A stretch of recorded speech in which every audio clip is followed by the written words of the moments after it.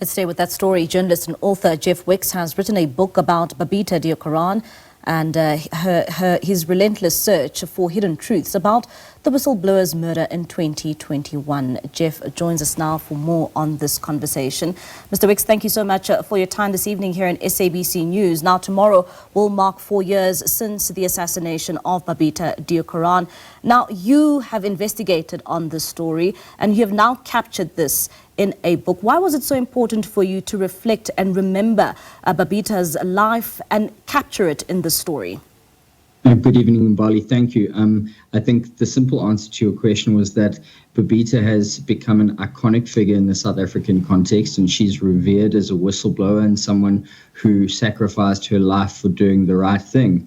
And dedicating a book to her is just fitting. I mean, the last 4 years of my work at News 24 has been fairly focused on this investigation, and the summation of that is now this book. And really what it is an interweaving of my own methodology in how I did the work, and also my own feelings of trepidation, obviously treading dangerous paths as Babita did.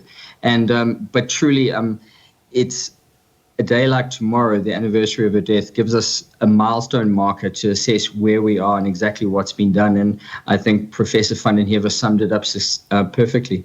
And I mean, when it comes to the story, Jeff, and, just earlier this year, we saw that explosive press briefing by KZN Police Commissioner Nhlanhla Mkhwanazi, and that's when revelations were beginning to come out, and you resurfacing some of the reports that you had conducted.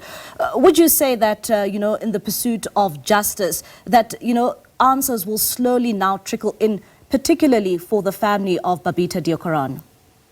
Well, I think that remains to be seen. What is promising that's come out of this entire furore is that we're going to see a judicial commission of inquiry, and finally an independent party outside of the SAPS might be able to investigate it thoroughly and advance some sort of critical reforms that are desperately needed, because we can all accept that the crime rate in South Africa is far too high, and it's simply unacceptable.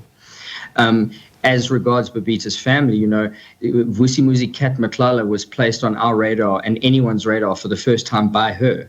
He was the director of 3 shell companies that were making several million rand in a space of 2 months from Tembisa Hospital, and he was placed in sort of situ with a larger syndicate. So she identified him first.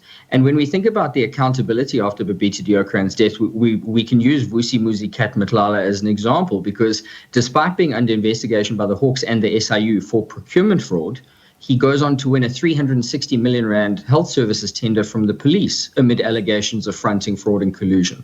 So it's the same perpetual cycle with no end in sight. And when it comes to Babita's story and her unraveling, so much of corruption within the healthcare department, particularly in Gauteng, what does this say about, whistleblowers like Babita who continue, to try and, unearth and unravel so much collusion which is taking place? But at the same time, there really is the question around, what happens to the protection of whistleblowers in the country, where, we are now having a conversation about somebody who played such a critical and crucial role in unraveling, covert corruption. And, now we find ourselves remembering her because somebody decided to take her life.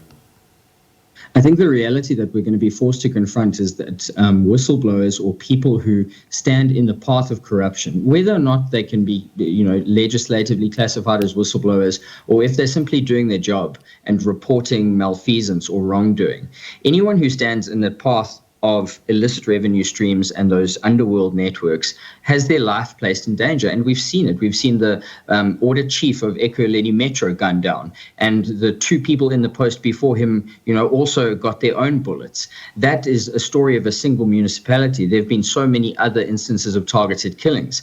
And, when Babita's death occurred and we were able to peel back the layers of what she had found and expose it so vividly, I thought perhaps it would be a catalyst for change in the way that people are protected, or in the way law enforcement acts to enforce accountability by not only arresting the hitmen, but investigating matters fully so that we can dismantle the entire murder value chain, from the hitmen to the proxies, the bagmen, and ultimately the person who ordered it.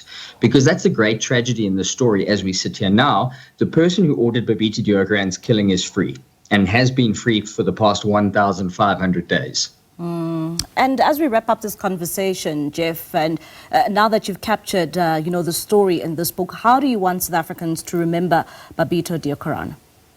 Well, I think South Africans, every single one of us, owe Babita and people like her a significant debt.